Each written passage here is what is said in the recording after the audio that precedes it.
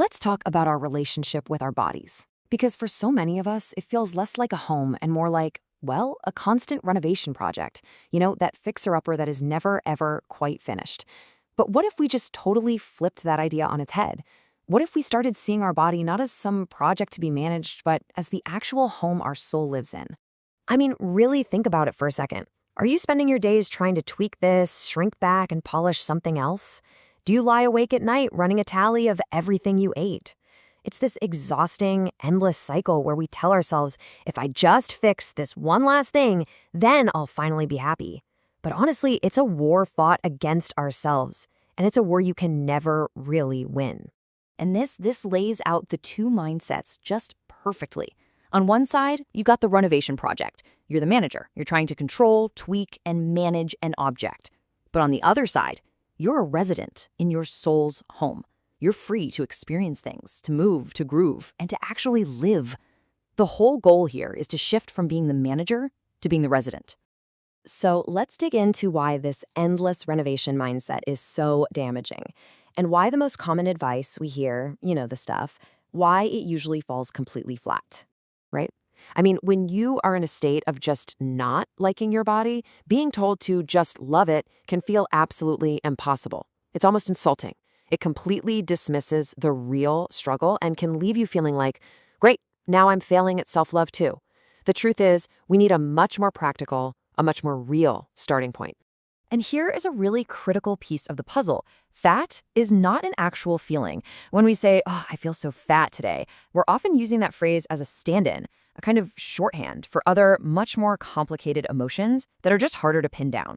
So what's really going on under the surface, that ick sensation we label as feeling fat, is often a signal that we feel unsafe or out of control somewhere else in our lives. Maybe it's a crazy stressful job, maybe it's a tough relationship. And so we laser focus on our bodies because it feels like something we can control. It's really just a band-aid for a much deeper issue. So if love feels like this giant mountain that's just too far away to climb, where do we even begin? Well, let's talk about a really powerful and actually doable first step, shifting the goal away from the pressure of body love to the daily practice of body respect. I absolutely love this way of visualizing it. Your mind is like a radio with all these different channels playing all the time. And when that loud, static-filled body hate channel starts blasting, your first instinct might be to just sit there and listen to every single nasty word. But here's the thing. You have a choice. You are holding the dial. And here's exactly how you do it. First, just notice, there's that station again. You don't have to believe it. You don't have to argue with it. You just notice it's on. Second, you make a conscious choice not to engage. You don't have to analyze the DJ's every word. And third, you actively flick the channel by introducing a brand new thought. This right here, this is your new frequency. This is the thought you use to talk back to that inner critic. It's not about trying to convince yourself you're perfect. It's simply about affirming that you are worthy of basic respect. Right now, in this moment, exactly as you are. That is body respect. Okay, so once we start working on changing that internal dialogue, the very next step is to make sure our external environment is actually supporting this new mindset.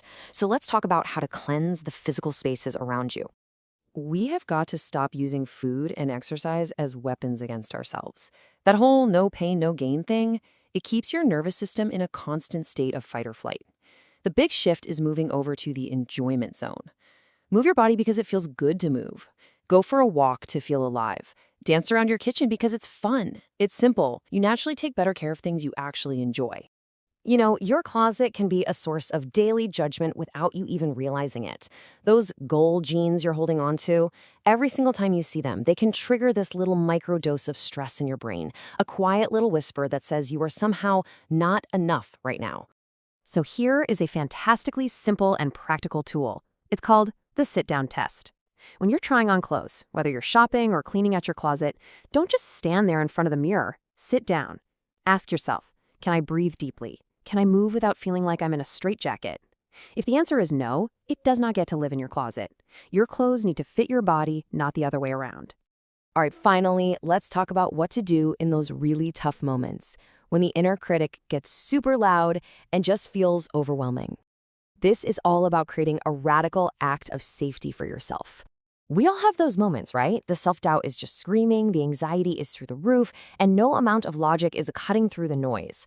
For times just like that, you need a tool that doesn't talk to your brain but talks directly to your nervous system. And this is it. It's a physical microsignal of safety. It's so simple. Wherever you are, just gently bring your hand up to your cheek. Feel the warmth of your own skin, and just take one deep breath. This tiny, gentle gesture communicates safety to your nervous system faster than any thought ever could. All it says is, right now, in this moment, you are safe. And let's be really clear about this. This isn't about giving up or settling. In a culture that literally profits from our self-doubt, from us hating our reflections, choosing to treat yourself with respect, choosing to just be okay, is one of the most radical, rebellious things you can do. It's about taking your power back. I want to end with this thought because it's so powerful. It's a reminder that our value is not and has never been tied to a number on a scale or the size of our genes. You are so much more than that. Your worth is inherent and it is immense. And that is the most impressive thing of all.